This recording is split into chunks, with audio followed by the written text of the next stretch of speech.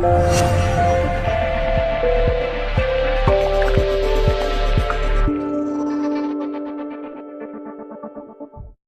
and gentlemen, thank you and welcome to Z Real Estate's discussion on real estate. So today we actually will be focusing 100% on real estate.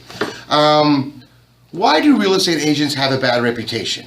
So first I'm going to read what I found online, then Kavita's going to add what she thinks, and we'll find out what you guys think about it. So evidently, the reason why I found this kind of noteworthy is because I didn't realize that realtors' reputation was quite as bad as it evidently is. So this is what some of the public thinks and says about realtors. Real estate professionals are at large mistrusted by the public and in the public. I had a terrible experience with two realtors, not because at the core they weren't good people, but because the industry is so irregular, especially since 2005, that they have a responsibility to their industry to drive prices up. It's a part of farming, and it's cultivating in their neighborhood, and they're controlling the price. Anonymous. Another person said, watch out, those realtors are extremely desperate these days and will lie to you. And you'll be left with one price, and they'll say whatever they can to get your listings, and once they got the listing, you will never see or hear from them again. They're douchebags. And I quote. Not too cool. The last one, and once again, MSNBC produces a laughably inaccurate article. Wonder how much the National Association of Realtors and various other realty-related companies that advertise on these sites have paid MSNBC in the last several years worth of this exact same drivel. In other words, they're saying that anything positive is clearly paid by NAR or CAR, or realtors have to, pay to get some sort of positive press about them. You think that's true? I think we try. I think there are okay, so don't they say majority of the real estate agents make about $20,000 a year, right? I thought it was 28, 29. Something like that, Something right? like that, yeah. Okay. So majority of them that make the 20,000 are the desperate ones that will do anything to get business, and then they don't really know what to do once they get the business, because obviously if you promise somebody, 25% over market value, it's not going to sell, right? So these guys, they're unable to sell, they don't pick up their phone, they're embarrassed, and they hide. But the good ones, there are a lot of good ones that make a lot of money. Those are the ones that pick up the phone, and those are the ones that NAR is trying to promote and say, hey, we're the good guys. There are, I would agree with that. You have to want to try. Yeah, and I also think a fundamental difference is that, Kavita's right. The ones that do good are the ones that generally are a little bit more accessible. They'll answer the phone. They'll go out of their way to be honest and upfront with you. However, in my opinion, the main difference is the realtors that are broad-sided versus the ones that are narrow-sided. In other words, a narrow-sided realtor, their focus is on that individual deal.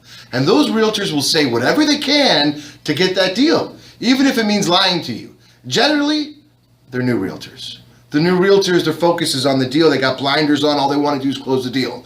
Realtors that have been a little bit more experienced, they realize, you know what? If I got to lose this commission to keep this client, it's worth it. I want this client to be happy.